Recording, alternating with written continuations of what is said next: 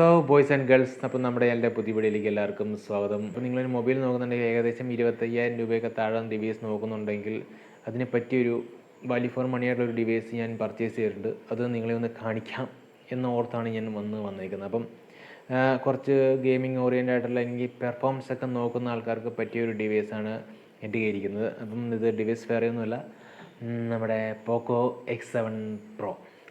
അപ്പം ഇതാണ് പോക്കോ X7 Pro. അപ്പം നിലവിൽ ഫ്ലിപ്കാർട്ടിൽ 23,000 രൂപയ്ക്കാണ് എൻ്റെ 8GB 256GB സെയിൽ നടക്കുന്നത്. എൻ്റെ കയ്യിരിക്കുന്നത് 8GB 256GB ആണ്.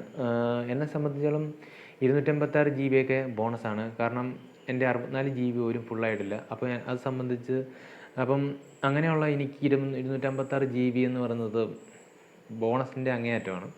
അപ്പോൾ ഇതാണ് ഡിവൈസ്. അപ്പം ഡിവൈസിൻ്റെ ഒരു ഫിസിക്കലായിട്ടുള്ള പരിപാടികളൊക്കെ ആദ്യം നോക്കണം. ഇത് ഞാൻ ഓൾറെഡി അൺബോക്സ് ചെയ്തു, ഞാൻ ഉപയോഗിച്ചുകൊണ്ടിരിക്കുകയാണ്. പിന്നെ എനിക്ക് ഈ അൺബോക്സ് ചെയ്യുക അങ്ങനത്തെ പരിപാടികളൊക്കെ ചിലവർക്ക് ഇഷ്ടമാണ്. എനിക്കത് എടുക്കണമെന്നുണ്ടായിരുന്നു, പക്ഷേ നമുക്ക് അതിന് പറ്റിയൊരു സാഹചര്യം ഇല്ലാത്തതുകൊണ്ടാണ്. ഇത് വന്ന ബോക്സിനകത്ത് എന്തൊക്കെ ഉണ്ടെന്ന് ചോദിച്ചു കഴിഞ്ഞാൽ ഈ ഫോൺ ഉണ്ടായിരുന്നു, പിന്നെ ഈ TPU കേസുണ്ട്, പിന്നെ അതിൻ്റെ കൂടെ ഈ 90 വാട്ടിൻ്റെ ഫാസ്റ്റ് ചാർജ് ഉണ്ട്. 90 വാട്ട് എന്നുള്ളത് ഭയങ്കര റിഫ്ലക്ഷനാണ്.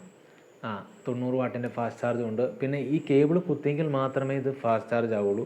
ഞാൻ എൻ്റെ നോർമൽ കേബിൾ കുത്തി നോക്കിയപ്പോൾ അത് നോർമൽ ചാർജിങ് ആയിരുന്നു. ഇത് കേബിൾ കുത്തിയപ്പോഴാണ് ക്വിക്ക് ചാർജ് ആയത്. പിന്നെ നമ്മുടെ ഡിവൈസ് നോക്കുകയാണെങ്കിൽ ഈ TPU കേസ് ഉണ്ട്. അത്യാവശ്യം ക്വാളിറ്റി ഉള്ളൊരു TPU കേസാണ്. പോക്കോ എന്നൊക്കെ എഴുതിയിട്ടുണ്ട്. അവരുടെ ബ്രാൻഡിങ് ഉള്ളൊരു TPU കേസാണ്. അത്യാവശ്യം കുഴപ്പമില്ലാത്തൊരു സാധനമാണ്. നല്ല ക്വാളിറ്റികളുണ്ട്, വലിയ പ്രശ്നങ്ങളൊന്നും നമുക്ക് ഫീൽ ചെയ്യുന്നില്ല. അപ്പോൾ പിന്നെ ഡിവൈസ് നോക്കുകയാണെങ്കിൽ ഇതാണ്. ബാക്ക് പ്ലാസ്റ്റിക്കാണ്. നമുക്ക് ഗ്ലാസ് പോലെ തോന്നുമെങ്കിലും ഗ്ലാസ് അല്ല, പ്ലാസ്റ്റിക്കാണ്. പിന്നെ ഫ്രണ്ടിൽ Corning guerrilla glass 7A protection ഉള്ളതുകൊണ്ട് താഴെ വീണാൽ പൊട്ടില്ല എന്നാണ് എല്ലാവരും പറയുന്നത്. പക്ഷേ ഞാൻ താഴെ ഇടാൻ പോകുന്നൊന്നുമില്ല. പിന്നെ ഇതിൻ്റെ ഫിസിക്കലായിട്ടൊക്കെ ഒന്നൊരു ഓവർവ്യൂ നോക്കുകയാണെങ്കിൽ ബാക്കിൽ ഡ്യുവൽ ക്യാമറ സെറ്റപ്പാണ്. 50MB മെയിൻ ക്യാമറയും 8MB അൾട്രാ വൈഡുമാണ് വന്നിട്ടുള്ളത്.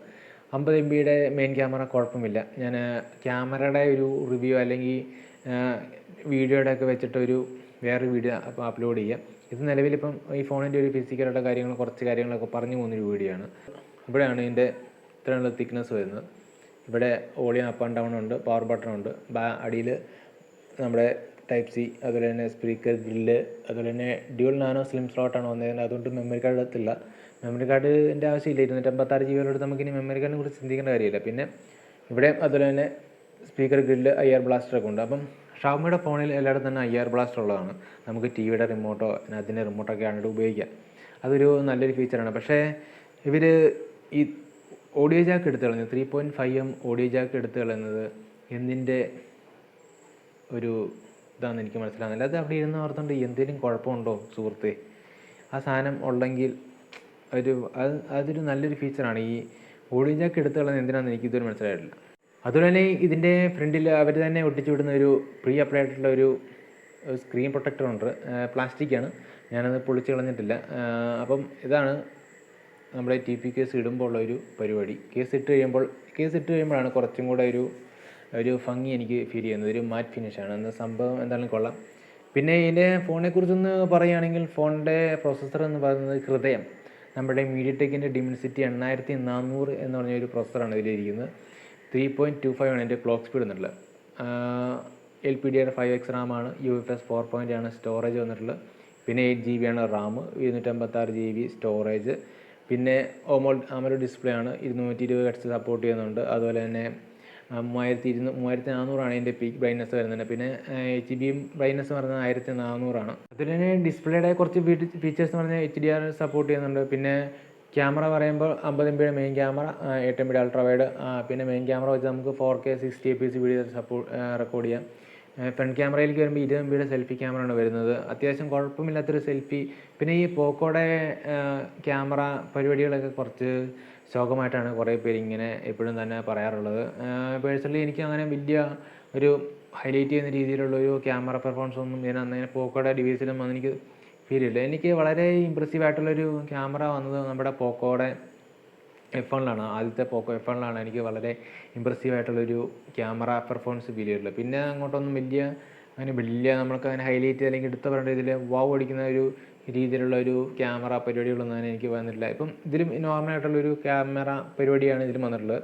മെയിൻ ക്യാമറ സോണിയുടെ സെൻസർ ആയതുകൊണ്ട് അത്യാവശ്യം നല്ല ഒരു ക്വാളിറ്റി ഫീൽ ചെയ്യുന്നുണ്ട്. ഞാൻ അടുത്ത ദിവസം എന്താണെങ്കിലും എൻ്റെ ഒരു പ്രോപ്പറായിട്ടുള്ളൊരു ഞാൻ ഒരു വീഡിയോ അപ്ലോഡ് ചെയ്യാം ഈ ക്യാമറ ഫോട്ടോസൊക്കെ വെച്ചിട്ട്.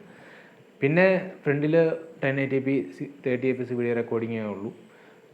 അതൊരു പോരായ്മയാണോയെന്ന് ചോദിച്ചാൽ പോരായ്മയാണ്. കാരണം നിലവിൽ കുറേ ഡിവൈസുകളിൽ ഇപ്പം 4K 30fps 60fps video front ക്യാമറയിൽ കൊടുക്കുന്നുണ്ട്. ഇപ്പം 23,000 രൂപയ്ക്ക് അതൊരു പോരായ്മയാണെന്ന് വെച്ചാൽ പോരായ്മയാണ്.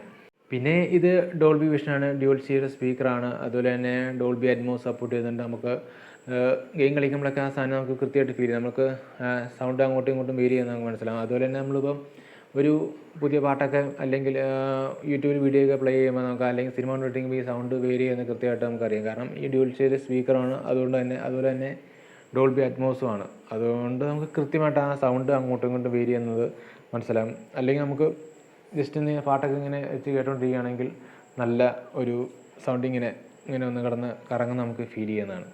പിന്നെ ഇതിൻ്റെ വോളിയം പറയുകയാണെങ്കിൽ ഞാൻ ജസ്റ്റ് ഒന്ന് ഇതിൻ്റെ ഒരു വോളിയം ഒന്ന് കേൾപ്പിച്ചു തരാം. അതിനു മുമ്പ് ഞാൻ പറയാം, ഇതിൻ്റെ ഇൻ ഡിസ്പ്ലേ ഫിംഗർ പ്രിൻ്റ് ഉണ്ട്. അതുകൊണ്ട് ഇതിൻ്റെ ഫിംഗർ പ്രിൻ്റ് ഒരു സ്പീഡ് എന്ന് പറയുന്നത് ഇങ്ങനെ എത്ര കണ്ടോ, ഇത്രയും ഫാസ്റ്റാണ്. നമുക്ക് വേറെ അങ്ങനെ വലിയ ലാഭമൊന്നുമില്ല, സിമ്പിൾ.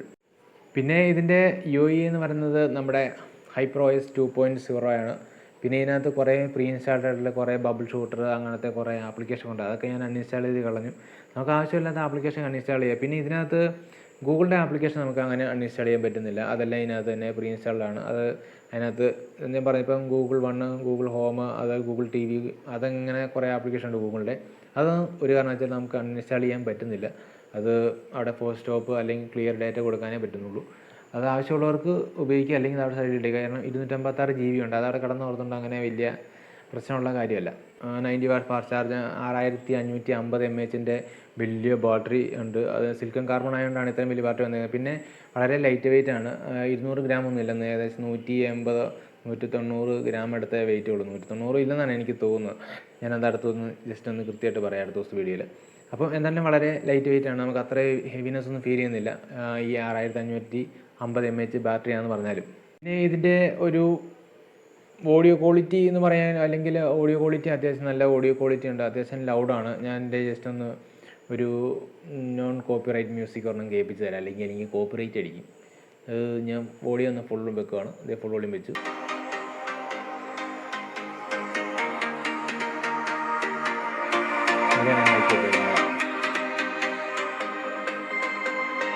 നല്ല ലൗഡാണ്. കാരണം ഞാൻ എൻ്റെ നിലവിലെ ഫോൺ 5 വർഷം പഴക്കമുള്ളതുകൊണ്ട് അതിൻ്റെ ഏകദേശം സൗണ്ടൊക്കെ തീർന്നിരിക്കുകയാണ്.